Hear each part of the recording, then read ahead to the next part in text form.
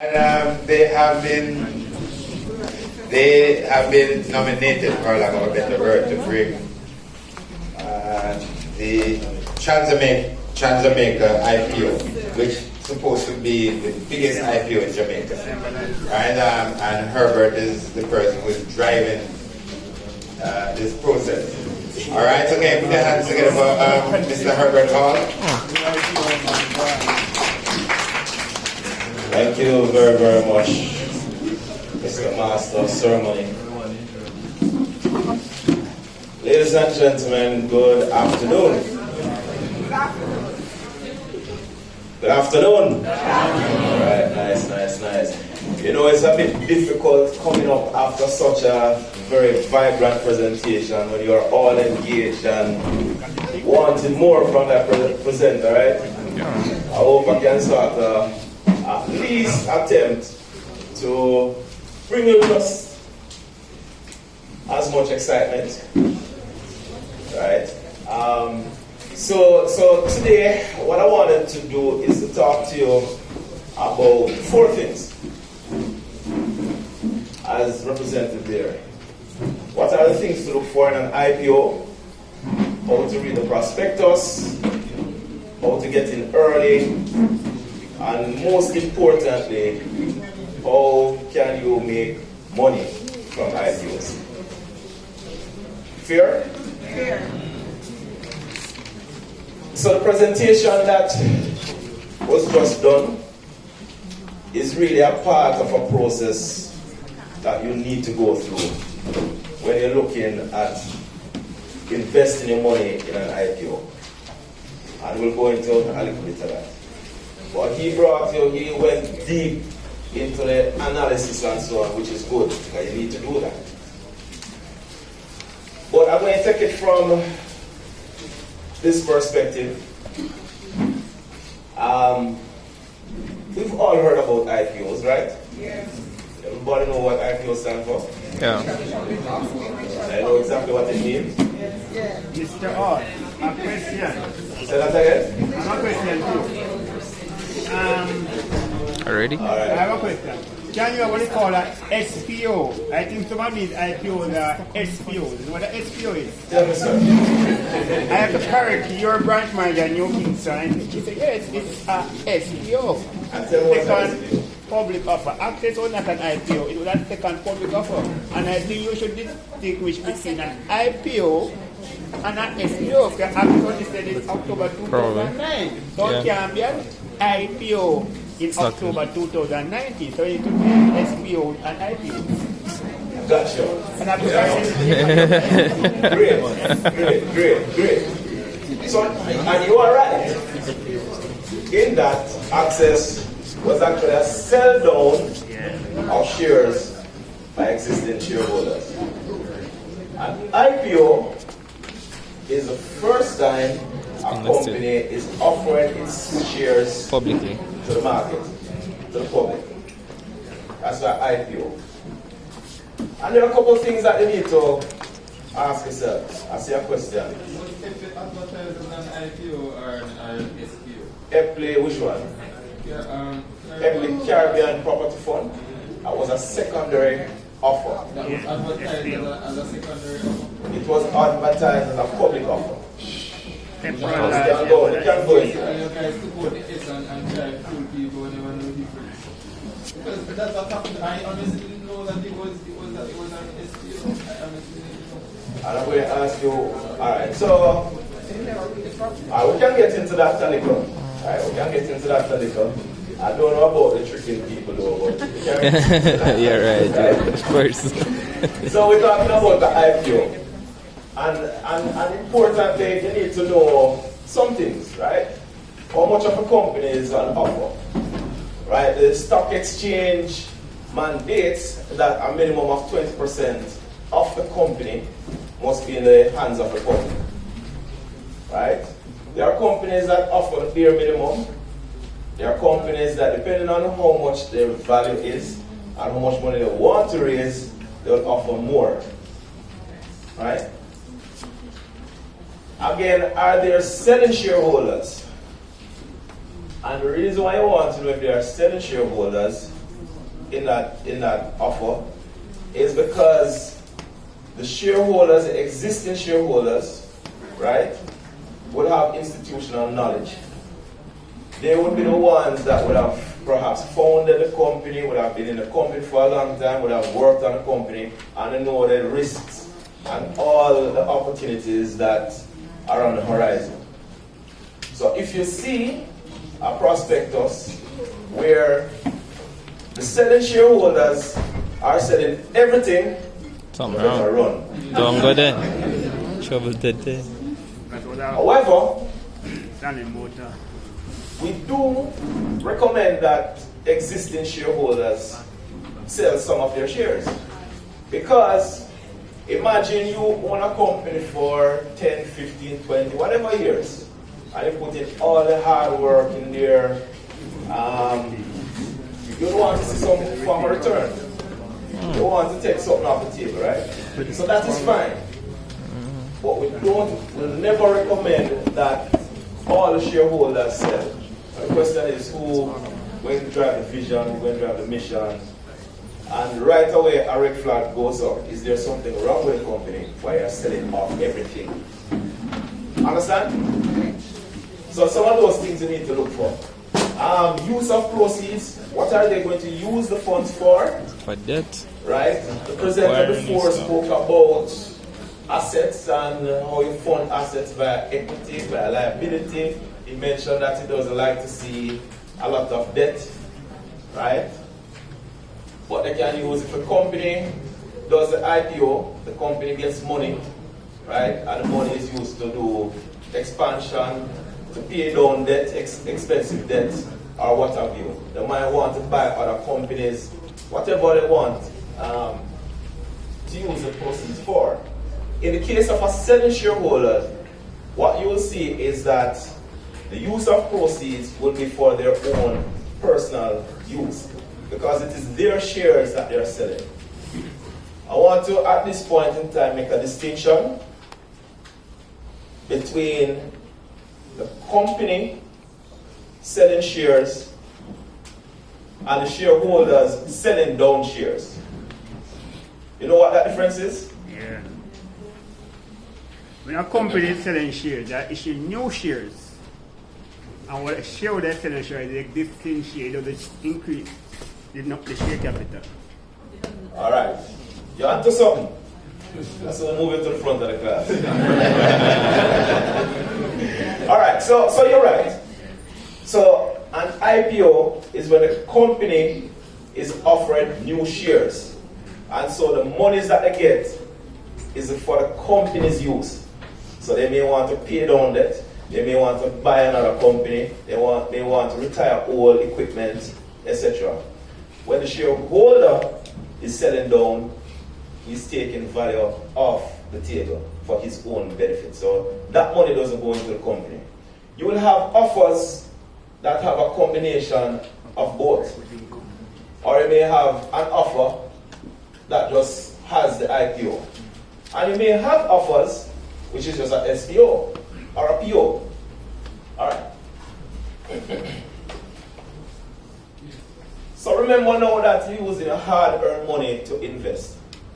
So you need to know a couple things. Don't follow the hype, people, please. You need to understand, remember, you are now a shareholder or a prospective shareholder. You need to have some basic idea of what the company does. Anybody here who are equity investors? Let me see a show of hands. We all are. So It's about 10%. The companies that you have invested in, you know what they do? Yes. Great. Because I tell you that a lot of people invest and don't know what the company does. just look at it, isn't it? Coming out and they just run with it. OTL investor. They just run with it, right? Alright. But you need to know whether the company is a startup, and there's nothing wrong with a startup. You need to know whether, in this case, a greenfield. You need to know whether the company has been in existence for a little while. In this case, a brownfield. And why I need to know is because the risks are going to be distinctly different. I need to understand those risks. Cream. I need to be able to manage those risks. Cute up like them there just go figure them. Right. How long has the Very business been in existence? And why that is important is that a company that has been in existence for 20 years, You see me the probability of failure next year is what? No, very low. Very low. Very low. A company that has been in existence for 2 years Can crash any moment. So you understand the risks are totally different. But Yeah, you need to because understand. And Guess there's people no, don't figure out. it doesn't mean that the company that is in operation for 2 years won't last another 50 years or so. But you just have to understand the risks. Another thing that is very important that a lot of people overlook is the board of directors. Does it have a strong board of directors, right? Because you're entrusting people to have the vision, to have the energy, to have the attitude Not a fancy word. to compete and make more money for you. Right? So you want to know what the vision of the company is. You want to know if it has a mission. Right? You want to know that they have good governance structures in place. Research has shown that companies that have good governance structures, the probability of success and existence, continued existence, is much higher. Right?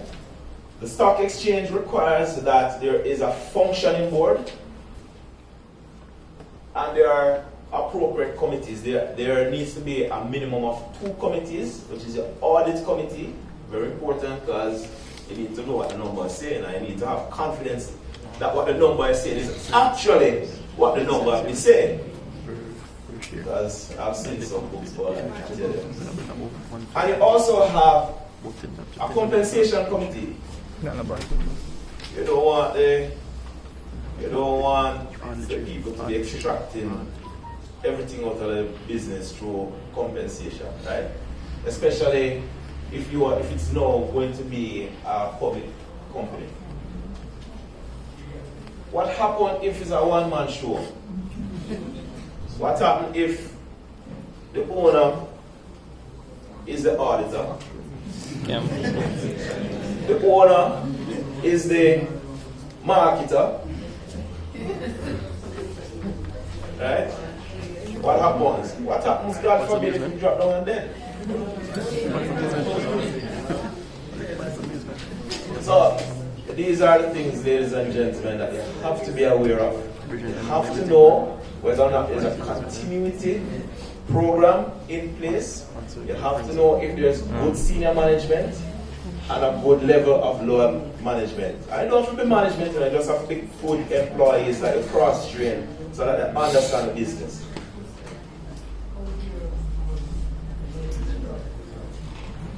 I will go to that. Yeah, man. I will go to that. Everything is released in the prospectus. So I'll go to that. I think that's the next one. Yeah, man. There's something. Google. LinkedIn. Yeah, man. It makes life much easier.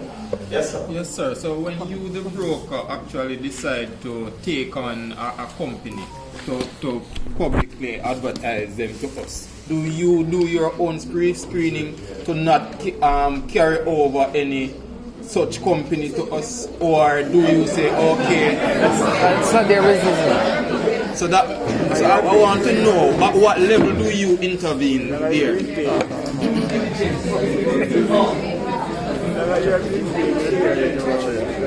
know, that question. What's your name, sir? Lucan What's your name? Lucan Banton. Lucan, my name is people that believe, so I'm going to put you in here to ask me that question. Because one of the reasons why we are great at what we do is because we have structures in place, right, that screens prospective candidates, right? We have structures in place that, so let me step back a little bit. Let me set up. How we are set up, right? I have 4 managers whose business it is to go out and look for transactions and meet reception. Once they come in with a prospective IPO, they have to do an analysis. You see that very same thing that the gentleman spoke about balance sheet and ratios and all of those things. They have to do that first to make sure that it is a credible story, right? The financials look good and can pass muster. They have to, many times when they come to us, they don't have board of directors or anything like that. But we can suggest some names, right? And especially with junior market companies, the stock exchange has what they call a mentor, which that mentor is to help that company in constituting the board, making sure that they have the right people with the right skill sets, that sort of thing, right? And have at least those 2 boards in place, right? Anyway, so we have to interview the management, understand what they're doing, right? Okay. We have to interview the management. We have to be comfortable with the board, right? Once that process is done, it goes to another process where we have our research guys review. And I don't know if you follow the stock exchange research competition, but our research guys won back-to-back research competition for about 5 years straight. At one point in time, 2 of our analysts came first and second. So we have a rigorous process of analyzing companies. But if that is not even enough, on top of all of that,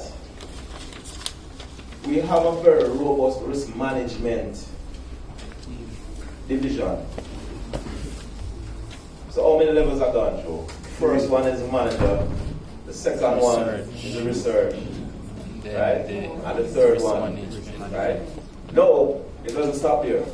Depending on the size and complexity of the business, we may have to escalate it to board for approval. What do you mean? So if it's bigger, your heads you can't manage that. You have to go to the bigger head. No, what I'm saying is that there is a rigorous process of checks and balances, right? There's a rigorous process.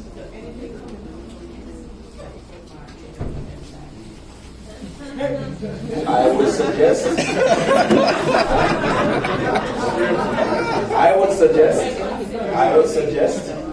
right, being impartial, I would suggest you do your own research, have an idea of what is happening.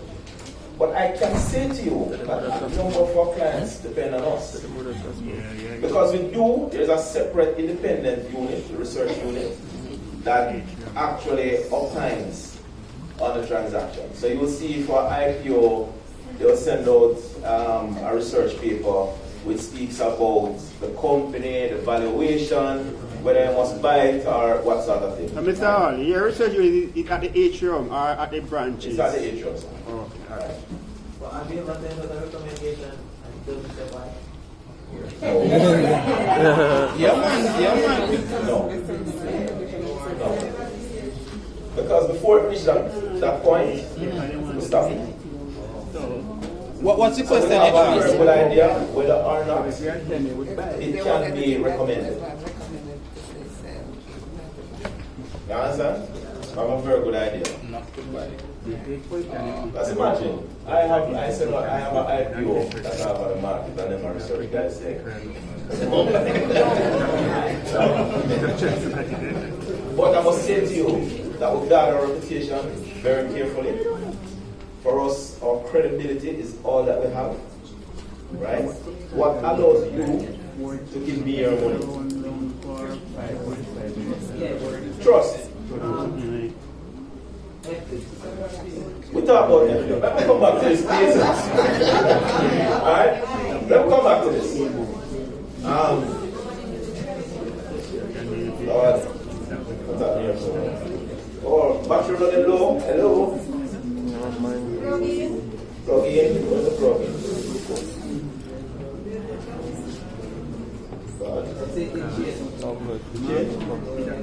Alright,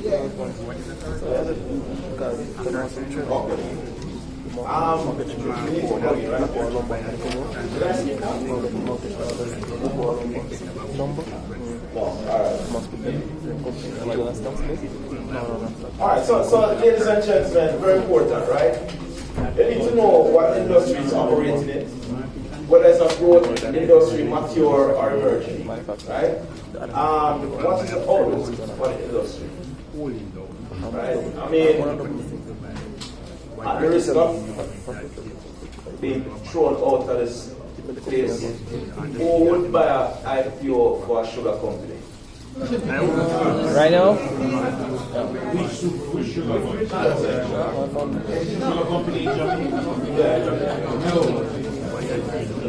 Money must be on it. Alright, so, and why won't you buy? Because we're having problem with sugar. Instability. And that is the government who have to think about sugar.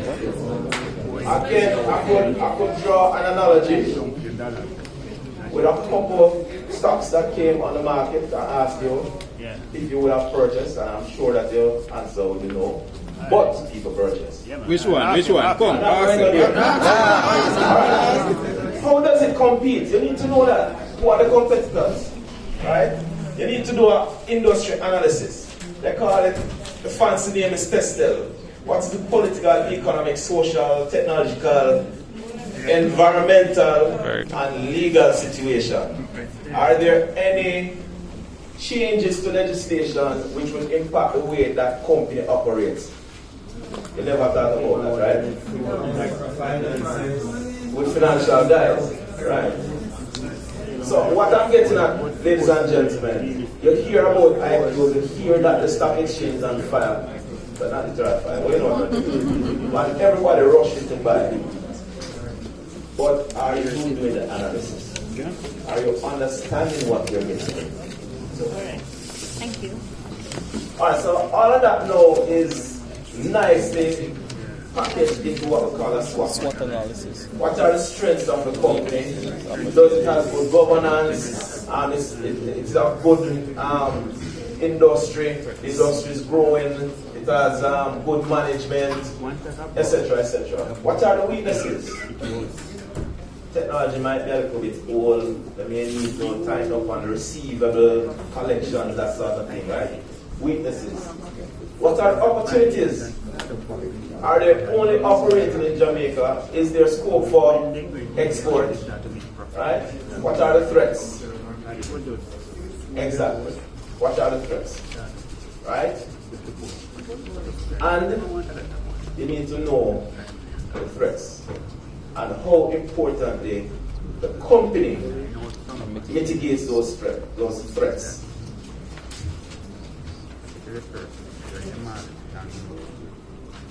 Alright, this is where the rubber hits the road. And I'm going to that the performance and projections and balance sheet analysis. That was done already. No, fully. Alright, but how has the company performed? Remember I talked about history. Does it have a good history? Was it profitable? Right? Can this performance be repeated?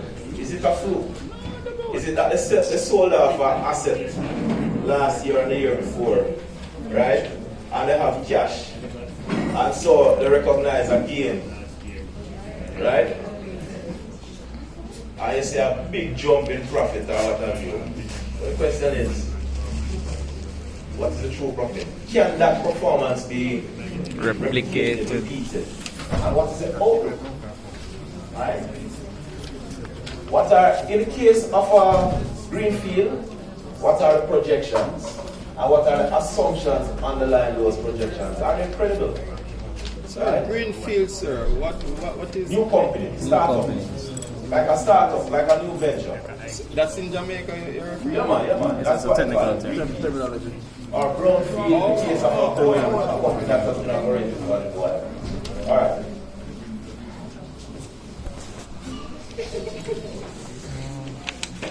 Valuation, ladies and gentlemen, critical.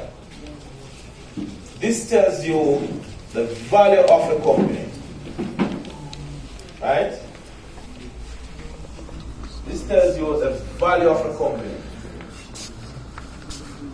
What is it? What is its equity value? And I'm going to ask you a question. You have two exactly the same companies in the same industry, have revenues of, let's say, $100 million. Both of them, same industry, same size, $100 million in revenues. The cost structure is the same, exact same thing, right? However, company A ascribes to itself a valuation of $500 million. I'll go back up. Revenues, let's say revenues of $200 million. To make an argument easy, both companies have the same revenue, $200 million. Both companies have the same expense, $100 million. So the profit is $100 million. $100 million, both of them. However, company A ascribes a value of $500 million. Company B ascribes a value of $1 billion. Which is more expensive? Which is more expensive?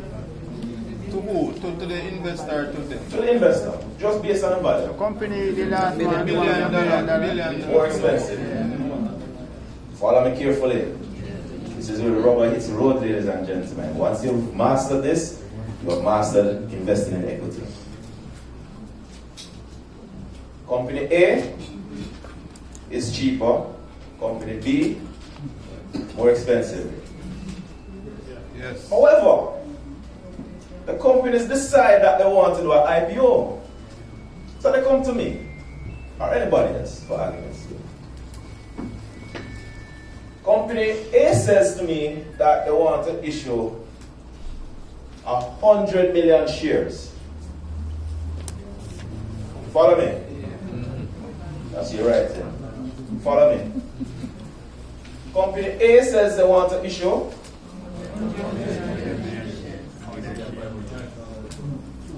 Company B says they want to issue 1 billion shares. Well, it could be whatever. I mean, the number of shares is just what they want, right? What it means is that the price per share for company A is what? More expensive. $5. The price per share for company B is $1. Which one is more expensive? $1 Company company. A. Company A. Company A is still more expensive.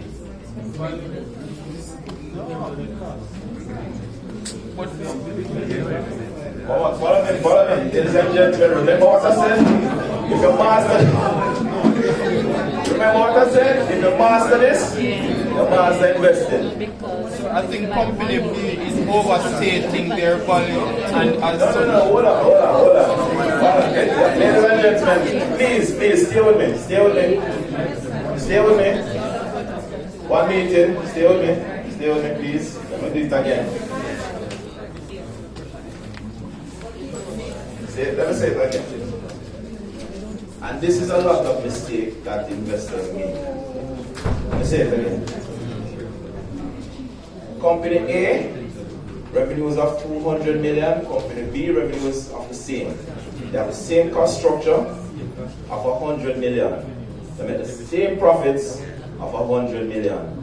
Yet the value on company A is 500 and the value on company B is $1 billion.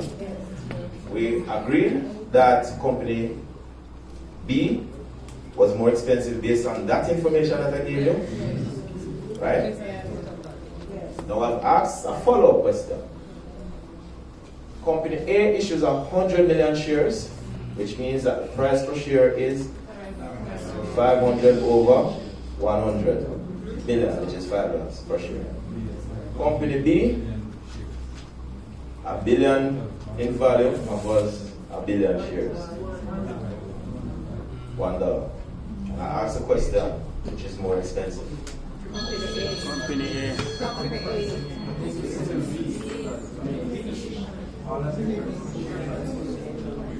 I think it's A. Okay, we'll spend more money for You heard that? unit per unit. Say it again for me. No, man, say it, man. You want to come from your home. Oh, you want mine? Spend more for them. No, but ladies and gentlemen, it's important that you listen. What I'm saying is, assuming that whatever valuation those persons use for both companies are true or fair in their eyes, that's the value of the company. So whether you're dividing it by 10 shares, 15 shares, 100 shares, it's still the same value that you're buying into. Just the price of the share might be different, but the value is still the same. So you could have both companies if they're both performing in the same way, both the share prices will appreciate pretty much at the same rate. We get that? Yeah. Ish. Hold on, guys, listen please. Not because you see the price per share being high means that it is expensive. Not because you see the share price being low means that it is cheap. Relative valuation is what you look at. The back of the hand calculation is what we call a price to earnings. Right? You look at the price to earnings. Now what the price to earnings says to you is how much are you paying for 1 unit of revenue. Let us look now. I'm sure I'm betting some money. Let us look now. Price for earnings, very simple calculation. Price over? Price per share over earnings per share. Right? I'll look at it this way. The price is the value. In this instance, for company A, it is 500, right? That's the value, 500 million, right? And the earnings is the net profit, which is 100 million. So the price per earning is, what is that? 500 over 100, which is 5. Let us look for company B. The value is 1 billion, numerator 1 billion, but the earning the same 100 million. So there's a billion over 100 million, which is 10. So you're spending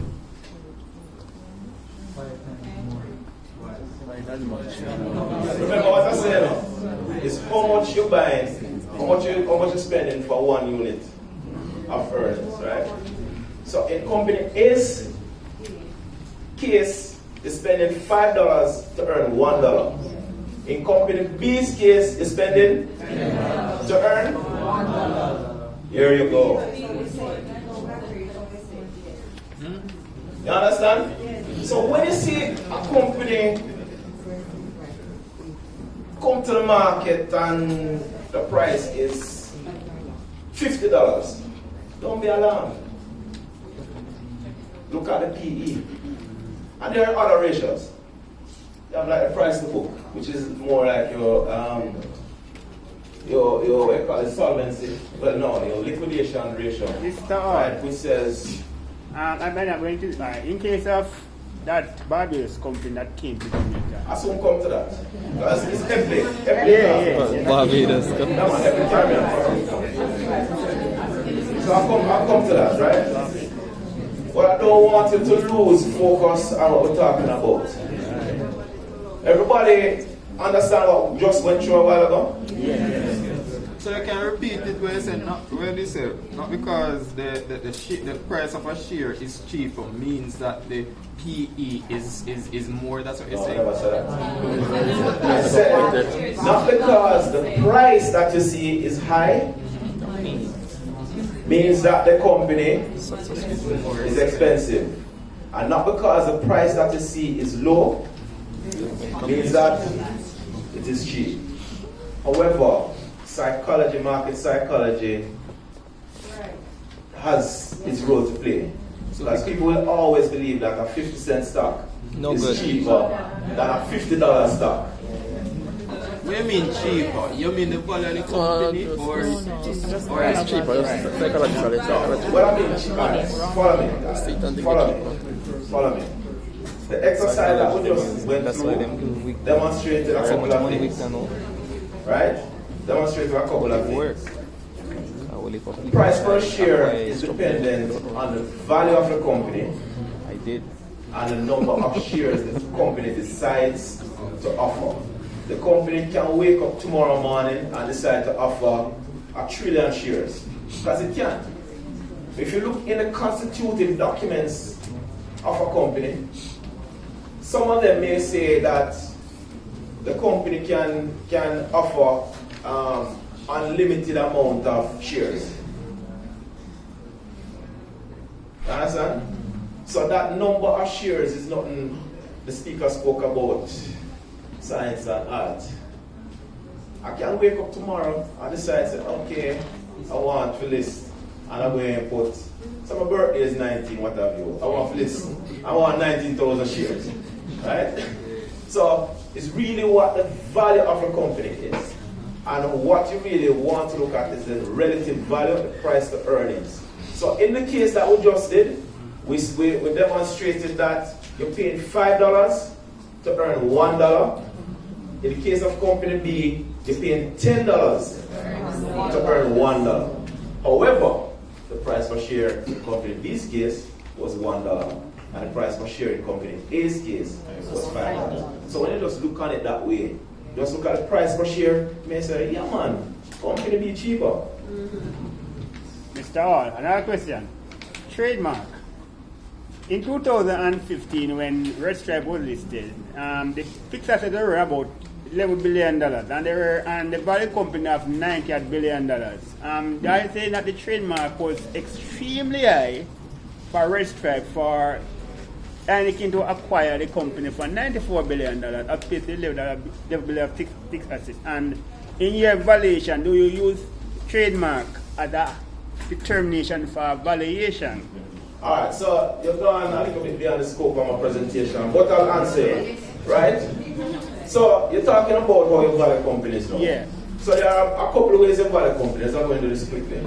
You have what we call the core valuation, where you look on the projections and the stream of income projected over time. Yeah. And you use a discount factor to get the present day value, and that is a value, right?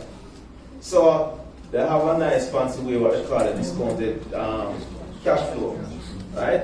You use the projections, there are some assumptions about growth rates, what the expectations are, discount, and you use that discount factor. And you come up with a terminal value. I don't want to get too technical. And then you get a value. In that case, trademark's not a part of it. We're talking about cash flows. Okay. Right? The other valuation multiples, quick by the back of the hand, is PE and PB. Right? You look at what the company did in terms of its net income today. Right? Okay. And you look at what? You look at the value. Right? Or again, you can use the stock exchange. The companies listed on the stock exchange, right? So assume that we have a company that wants to do an IPO, right? And it is in the manufacturing sector. There are a couple of manufacturing companies that are there, right? And you can calculate the PE for the sector. The stock exchange can give you that information, right? So a quick back of the hand valuation is that what I would do to get a sense of the value is to look, to look at what the net profit of the company, right? No, look at the net profit of that company, and then I multiply it, right, by the PE for that sector, and it gives me a quick back of the hand sense of what the value is. You understand? Yeah. That's another way. Another way is to look at comparables. If another company sold for $400 million 2 weeks or 2 months before, I probably couldn't get a valuation of company A of 500. Worse, I couldn't get a valuation of $1 billion for company B, as in the case, the example. So that's another way of looking at comparables, right? You have the same multiples price to book, which you may see at times that when you calculate the price to book, you may get 2 times or what have you. What it says to you is that if the company was to be liquidated tomorrow, a price to book of 2 times, right, means that you'll get back half of your money.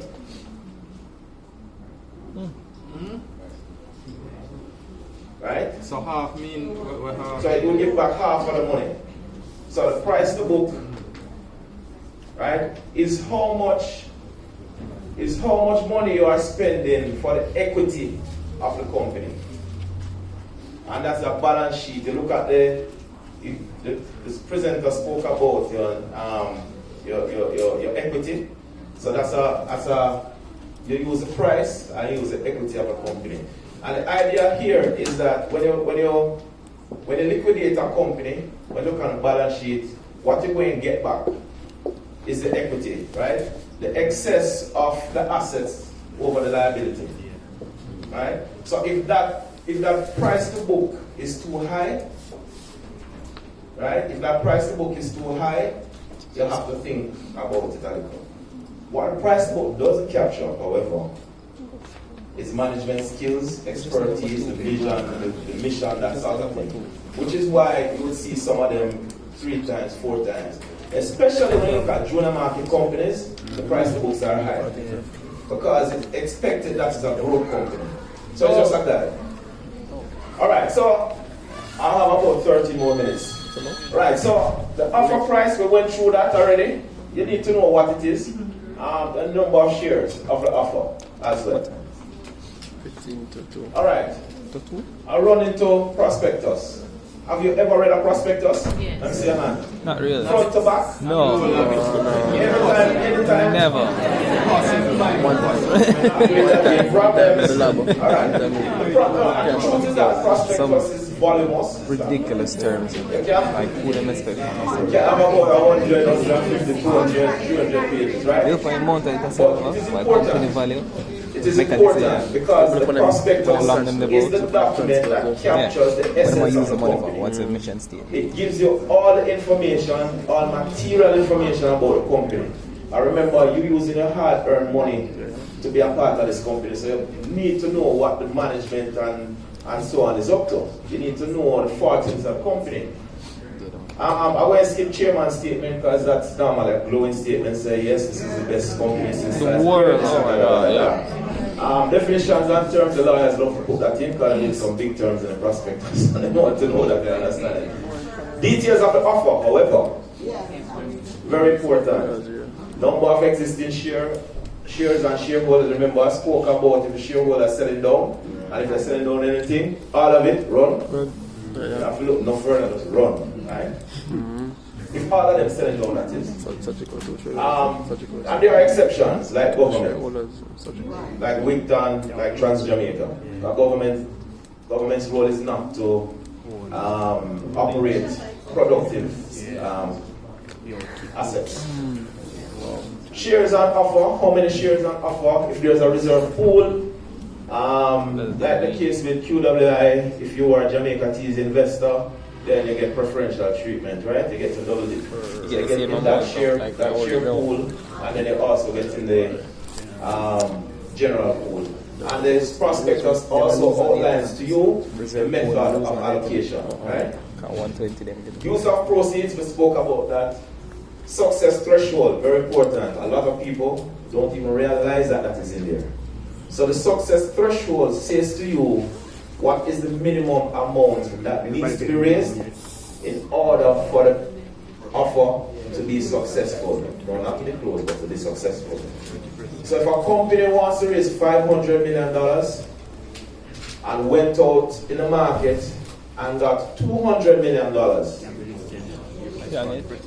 right? But in the prospectus, it states that the threshold, minimum threshold for listing is 300 million. It would not have met the 300 million, and as such, you would have to unwind and give you back the money. Or extend. Understand that? No, you can't. Well, so basically, I say if they offer some shares and they don't reach the shares that they want to get, you have to give back the money. They give you back the money. If it does not meet the minimum requirement for listing, and they can determine beforehand what that is, right? Then they have to unwind the IPO and give you back the money. So that means that every It IPO has happened before. And I won't call the name of which company. 2015. So every IPO is basically successful once you get the shares. No, follow me. Ladies and gentlemen, again, and I'm glad I brought up this point, follow me. You can have an IPO which is offering $1 billion, right? And they don't reach $1 billion, right? What still is? What is important is what they have disclosed as the minimum requirement for listing, in terms of minimum amount raised for listing. So if that company which wanted $1 billion and they put on the prospectus that they're offering X amount of shares at a value of $1 billion, however, my minimum is 800 million. If they go to the market and they get 800 million, they're fine. Or 801, they're fine. Right? Sorry, sir. 1 second. If they go to the market and get 700 million, although it's fully is more than 50%, they have to give you back your money. And it has implications for you. Because you may decide that, boy, after Herbert talked to me, the consummate investor, so I'm going to mortgage my house. I'm going to get a loan. Never. Right? Never. And I'm going to use the money and you don't have to go even that far, right? You could say, I have bonds already, and I have to liquidate the bonds. And I'll go liquidate into that. Alright. I'll go liquidate into that. But what it means that if you had broken that investment to put in this expectation that it's going to be successful, and it's not successful, it means that you will have lost out. Yeah. The interest that you have earned if you get a loan, and there's nothing wrong with getting a loan for investment. Right? You'll have lost out. So it's important to pay attention to that. Never. Unless they offer, When you unless there's another way, unless that is when it there's an agreement between the person who, the company, and a broker to underwrite. In that case, if they even go out and get 100 million, the offer would be successful because the broker will give the balance. And they have to pay for that. And that is also disclosed whether or not there's an underwriter. Alright. Audited financials and projections. So, when we the incident today, we find that there is an underwriter standing behind IPO. Is that a sign of confidence? It is. Especially if it's a difficult, if the expectation is that the transaction may be a little bit difficult, it is. Because you know that even if they go out and get $1, once it's underwritten, they have to get the money. The only other thing now is that there is a minimum requirement of the number of shareholders, right, which is 100. Yeah. So if they go out and get $50, 50,000 or 50 million, and there's only one investor, we have a problem. Right? So is it applicable? Is this applicable to what we call SPOs and POs? Is that thing that you say? All right. So SPOs, secondary public offers. Once it is done, once an offer is done via prospectus, the requirement is that you have to comply with the rules and regulations, right? In the case of the minimum numbers, assuming that they would have already gotten the 100, right? Because it's already listed and it's just a secondary offer or a sell down, right? Then they also can tell you what is the minimum for success. Or they can right? They can tell you. They can tell you. Well, they have to disclose it because it's a prospectus and there are certain requirements in prospectus, right? like access. All right. Audited financials and projections in there, and you already know how to read your audited financials, right? And your balance sheet and your statement of cash flow, etc. Importantly, ladies and gentlemen, management, analysis, and discussion. Other way, mad. Right? Yeah. It's really management, discussion, and analysis, but I like to remember it by mad, right? Yeah. This tells you how the company will have performed intra-quarter, as well as some of the plans that the company's management has for it. So there will be a discussion about the risk and etc., and all those nice things. So it's important to read that as you get a view into what the management is thinking and what they would have done. No, man, it's a learning process. All the things, once you come and tell us we need to start this there, I know. Promise? Yes. Can I explain that? They're not having a prediction like so, but how confident are we supposed to be like them doing them due diligence and what we think that's in the projection? We have to ask what that money might be. Yeah. All right. So remember I spoke about greenfield and brownfield and history. So this is where you start to make a judgment call now, right? Because it's a little bit more difficult with greenfields because you don't know what to expect, right? And so the risk is higher, right? But with brownfield now, you would know like the last 5 years, and you would have a pretty good basis on which to judge the next 5 years, right? Now, for example, there may be a significant bump in revenues because they're going to use the money from the IPO to buy the next company. Or they may invest in technology which reduces back office issues and costs and so on. So you may see that, right? Or they may be investing in research and development, which will create greater products, and so they expect that it will go up, right? They may also say, all right, I'm going to export. I now have the money, buy new machinery, etc. And I know when putting the requisite things to be FDA compliant, so I can export to the US or Europe, that sort of thing. And they will make that assumption, but very importantly, read the assumptions and ask the question. Ladies and gentlemen, come to the investor briefings. But many a time you are not invited to an investor briefing. There is always many a time don't have to invite to investor briefing. However, the prospect, there's a reason, and I'm going to go to it. There's a reason why the prospectus has to be published and in the public domain for 7 days minimum. Yeah. So you can call the broker, you can call the company, and you can inquire.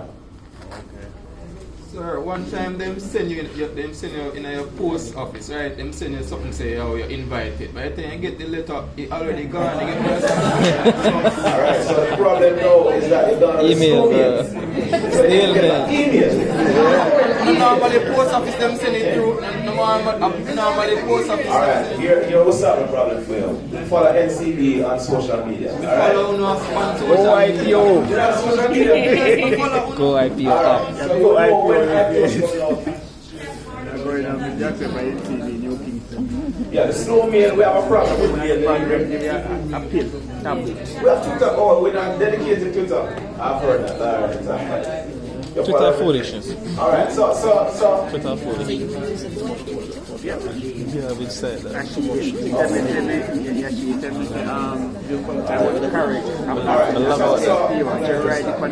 and gentlemen, please, time running out, right? I know we are all being empowered and all enthusiastic, but these are important, right? Remember I talk about the pestle and the SWAT. And the SWAT, especially the threats.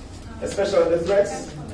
You need to know what those threats are, right? And what are the mitigated policies that the company will be employing or has employed. These risks are spelled out